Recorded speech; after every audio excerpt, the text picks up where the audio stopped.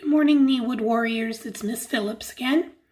Today, as we are finishing out our week of taking a look at the written word, whether it be a story or a book, compared to the visual presentation, usually a movie, of that same book or story, I'd like us to consider whether or not the book is better than the movie.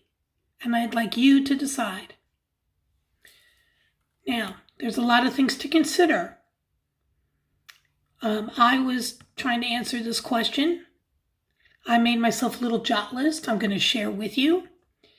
But your assignment for this instructional video and your last assignment, this will be for 6th grade reading. Yes, I hear you cheering. Is to share with us your thoughts as to which is better, the book or the movie. And there's a lot of good points to both sides, to each side of this question. I made myself a little jot list. Yours, of course, might end up being longer, and then, which is great, because we want you to actually submit in writing, not just a jot list, but a couple of paragraphs, or a good solid paragraph at least. Your idea as to which is better, the book or the movie. And of course, you used Thumbelina this week as an example, but there's lots of movies that have been made from the books. Anyhow, I would like you, this is what I was thinking about. First of all, books let us use our imagination with the characters and the settings, whereas the movies sometimes might leave out some details and they might change up the characters and maybe don't stay true to the book. They don't have to stay true to a book.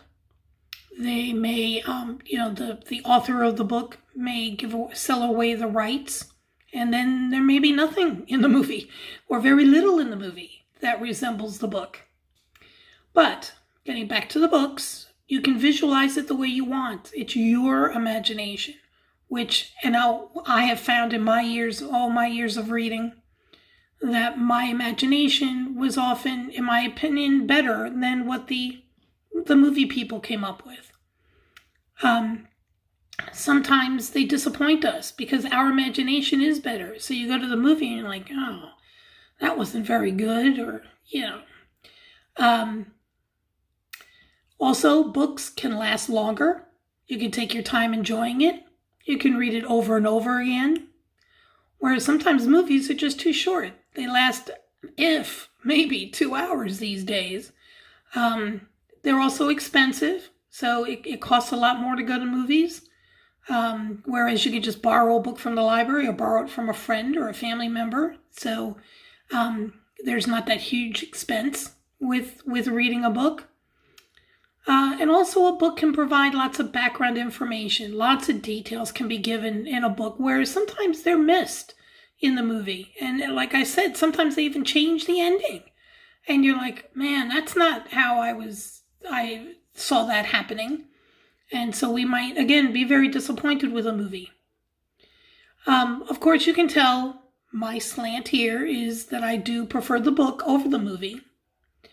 But you'll see your assignment on a form on Google Classroom.